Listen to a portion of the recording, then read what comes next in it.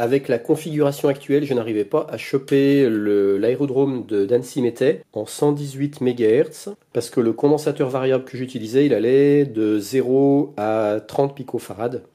Donc il n'arrivait pas à monter suffisamment dans les picofarads pour faire baisser la fréquence. Je l'ai dessoudé, il est ici. Et comme il a 4 pattes, je suis en train de tester avec le LC-metteur les différentes plages de capacité qu'il y a en fonction des pattes. Et là, en mettant sur ces 2 pattes-là, j'arrive à aller de 0 à 160 picofarads. Donc là, je suis au maximum, 160. Et si je tourne dans le sens des aiguilles d'une montre, je descends à 0 picofarad. Donc là, j'aurai une plage beaucoup plus grande. Donc logiquement, avec ça, je devrais pouvoir choper l'aérodrome d'Annecy-Mettet en 118 MHz. Et aussi, je pense, la bande FM. Parce que comme ce récepteur, c'est aussi un récepteur à super réaction, logiquement, je devrais pouvoir aussi choper la FM dans la bande 88 à 107 MHz. Donc je verrai ce que ça donne. Donc là, pour l'instant, c'est bon, j'ai repéré les 2 pattes qu'il me faut. Et ce coup-ci, je fais gaffe de bien repérer. Quand je tourne dans le sens horaire, je monte en fréquence, puisque je baisse la capacité. Et quand je tourne dans le sens anti-horaire, j'augmente la capacité, donc je baisse en fréquence. Et bien allez, j'ai plus qu'à le ressouder. Voilà, j'ai ressoudé le condensateur variable. Donc maintenant, il va de 0 à 160 picofarads. Et j'ai noté sur une feuille la plage de mon condensateur variable. Quand il est en haut, j'ai un petit repère qui est ici.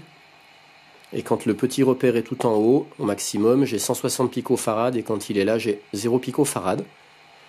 Et j'ai commencé à me noter les fréquences. J'ai pu choper Annecy quand il est tout en haut. Et puis Latisse de Chambéry, il est ici. Et Genève, il est ici.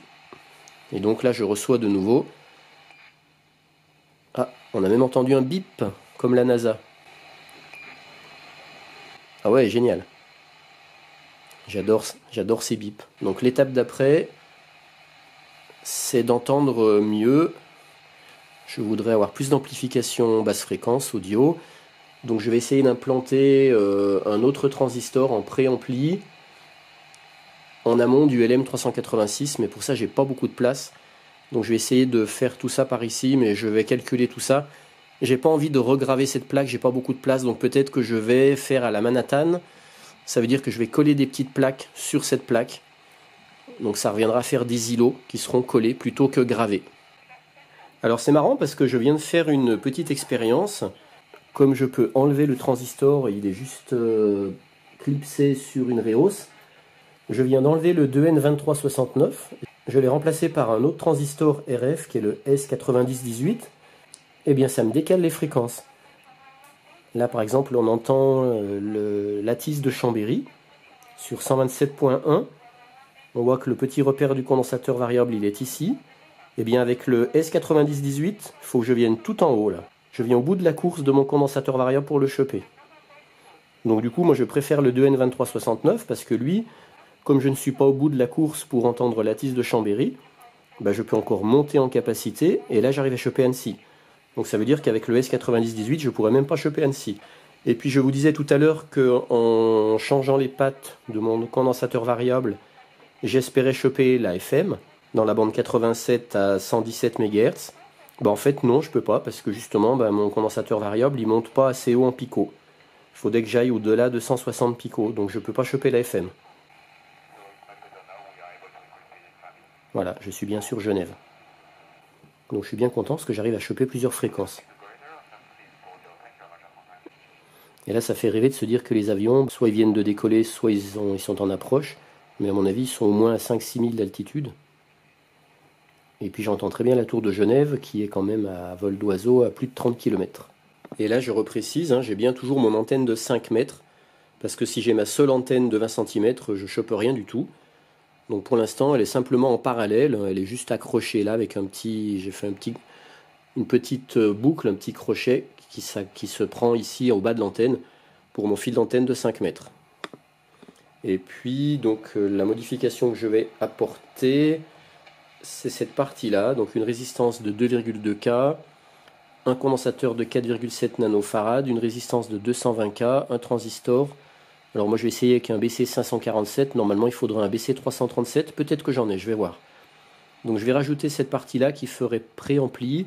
Après il me faudra un autre condensateur de liaison et après j'irai directement sur le LM386. Pour l'instant je ne vais pas mettre de potentiomètre parce que j'ai pas beaucoup de place sur ma plaque de cuivre. Donc je vais essayer maintenant de rajouter ça pour entendre plus fort ce qui sort dans le haut-parleur. Goodbye. Ouais, en fait si j'en ai bien des BC 337, c'est bon. Donc je vais faire avec ceux-là. Et franchement j'ai hâte d'entendre plus fort les conversations entre les pilotes et la tour. J'ai rajouté une petite LED de mise sous tension, de témoin de mise sous tension. J'aime bien, c'est sympa. Allez, maintenant je m'attelle à l'amplification audio. Voilà, je vais devoir transplanter ça. Ici le transistor BC337. Dessous la résistance de 220K. Ici en parallèle le condensateur de 4,7 nanofarad. Ici la résistance de 22K. Et ici le condensateur de liaison. J'ai pris un 22 microfarad. C'est peut-être un peu beaucoup, mais je verrai. Que je vais ici souder sur la patte du LM386, l'entrée du signal du LM386. Et donc tout ça va aller ici. Alors quand on est un amateur, on reste un amateur, hein. Je viens de réaliser un truc que je savais pourtant déjà mais que j'ai complètement zappé. C'est que là je ne comprenais pas pourquoi avec mon condensateur variable, cette fois sur les broches, les pattes qui me permettaient d'obtenir une capacité variable de 0 à 160 picofarad, je ne comprenais pas pourquoi j'arrivais pas à descendre en fréquence jusqu'à capter la FM entre 87 et 115 MHz. C'est tout simplement parce que mon condensateur variable, il est en série avec un autre qui fait que 12 picots. Donc forcément, les deux condensateurs en série, ça fait une capacité beaucoup plus faible. En l'occurrence, je ne pourrai jamais monter au-delà de 12 picofarad. C'est le plus petit qui l'emporte. Donc le condensateur variable équivalent, il ne peut pas être au-delà de 12 picofarad. En plus, moi j'ai réalisé que le mien que j'avais mis, j'avais pas de 12 picots, j'en avais mis un 10. Et là je viens de le redessouder et je viens de le mesurer. En fait, il fait que 9 picofarad. Donc ça veut dire que j'avais à peu près un condensateur variable équivalent entre 0 et 7 picots quand j'avais le 4 à 20 picots et presque 9 picots quand j'ai la version 0 à 160 picots. Tout ça, ça va pas, c'est pour ça que je ne peux pas choper la FM. Donc ce que je vais faire, déjà celui-ci je l'ai dessoudé, je vais le remplacer par un 20 picots. Et je referai des essais pour voir du coup si je peux davantage descendre en fréquence et accrocher de la FM. Comme ça, le but c'est que mon récepteur, il puisse choper à la fois la bande avion, c'est-à-dire monter jusqu'aux 136 MHz, et puis descendre en fréquence jusqu'à éventuellement accrocher la FM. Ça serait sympa. Allez, j'essaye ça. Et voilà, maintenant j'ai tout ressoudé, donc j'ai ma LED de témoin de mise sous tension. En bonus, je reçois de la FM. Là, je reçois fréquence radio cinéma.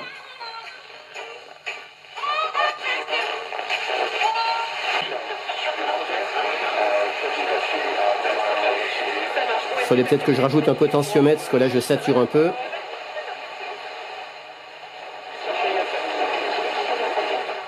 Et puis au niveau des antennes, pour l'instant, j'ai fait un peu n'importe quoi. J'ai 3 antennes en parallèle. Mais bon, je verrai ça plus tard. Mais j'ai presque atteint mon objectif complet parce que je voulais choper la bande avion et la FM. Donc là, j'ai la FM. Alors certes, pas parfait. Et j'arrive à choper quand même la bande avion aussi. Là, c'est la tisse de l'aérodrome de Chambéry qui donne son bulletin météo en permanence. Maintenant, je vais aller essayer de choper l'aérodrome de Mété, que je n'ai jamais pu avoir, moi, avec mes propres récepteurs. Je l'ai que sur mon Scania Yaesu.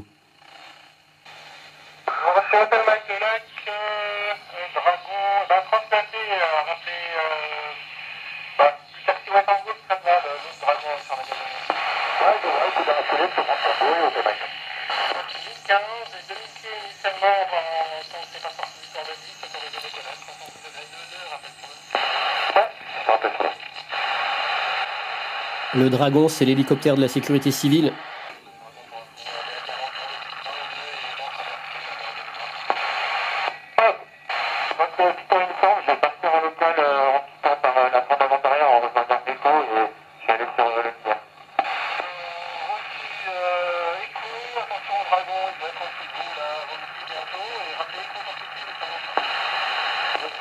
Le dragon, il s'appelle Echo. On a dragon visuel aussi, on fait jusqu'à présent. Si 22 gazons pour essayer décollage, dragon 74. Là, on enchaîne plus loin la côte. Vous pouvez rouler, quitter un Dieppe plus tard.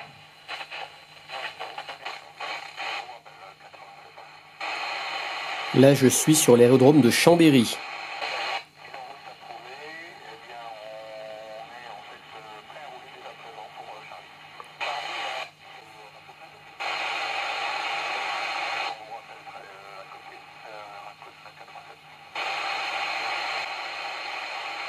Ça, c'est toujours Chambéry. Je le sais parce que je reçois la même chose sur mon Scania Yaesu.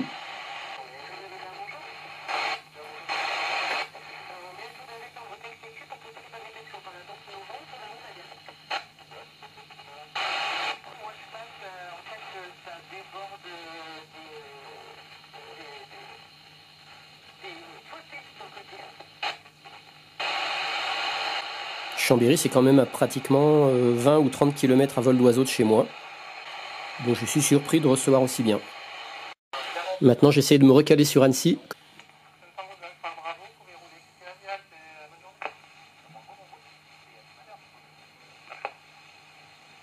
Ah bah nickel, je suis bien content. Donc je reçois Annecy, Chambéry, Genève, Latisse de Chambéry, la balise morse de Chambéry et la FM.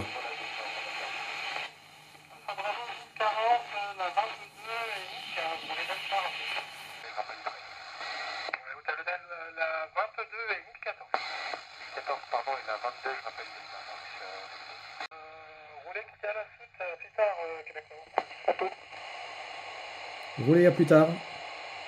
Et comme vous le voyez, pour l'instant, j'ai carrément dessoudé l'antenne 20 cm qui m'apportait absolument rien de plus. Et pour améliorer un peu la réception, j'ai soudé l'antenne de 5 mètres.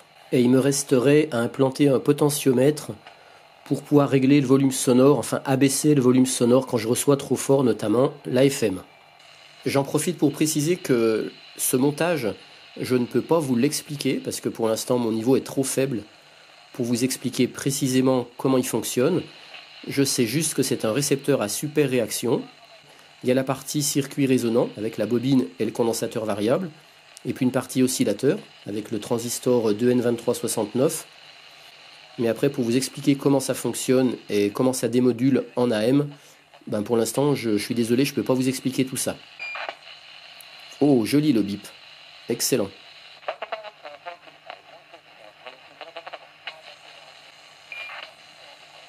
Ça me rappelle les bips de la NASA.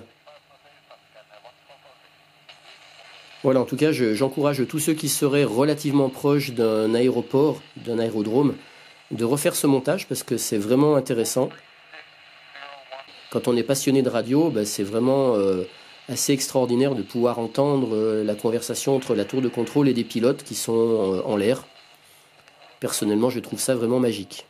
Alors je reconnais que c'est pas un montage qui est accessible aux débutants. Il faut être un minimum maintenant, on va dire, un peu confirmé ou amateur confirmé pour arriver à faire ce montage. Parce que vous avez vu, il y a quand même pas mal de composants à souder de façon très très précise sur une plaque, c'est tout petit. Mais voilà, si j'y suis arrivé, franchement, je pense qu'il y en a plein qui pourront y arriver également.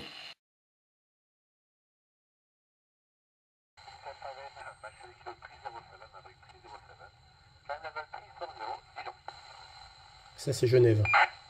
Oh, le joli bip.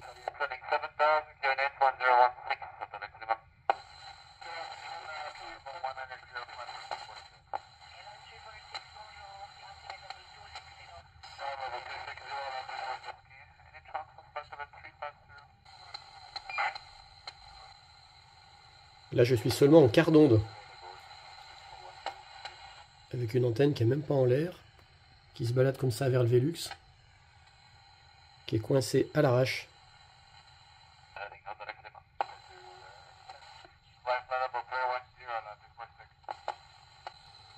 Bon, je vais essayer de vous montrer ce que je chope ailleurs. Je reçois super bien la Latisse de Chambéry.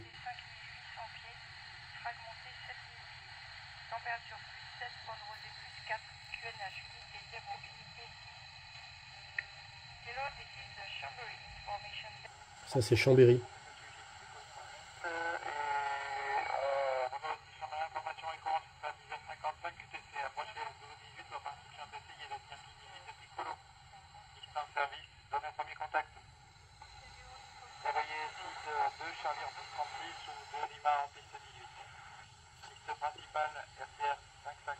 Je reçois super fort Chambéry, j'en reviens pas.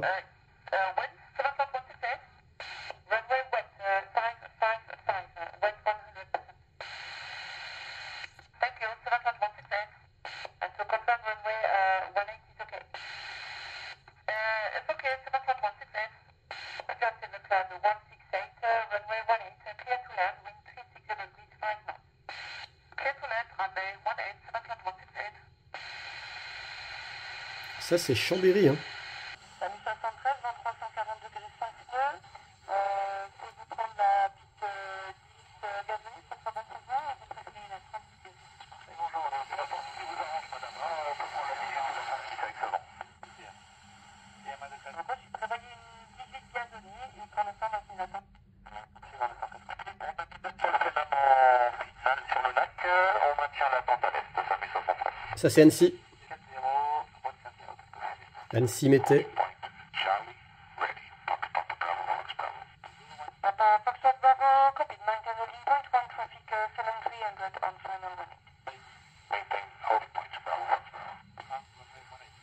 C'est excellent, hein. Et après je tombe dans la FM.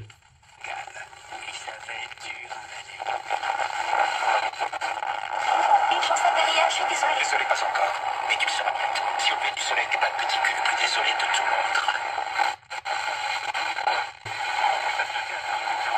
A été grièvement blessé par l'explosion qui a projeté à 10 éclats.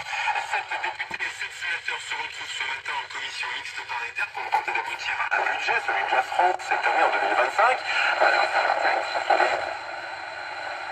Voilà, le seul récepteur qui reçoit à la fois la FM et la M de la bande avion.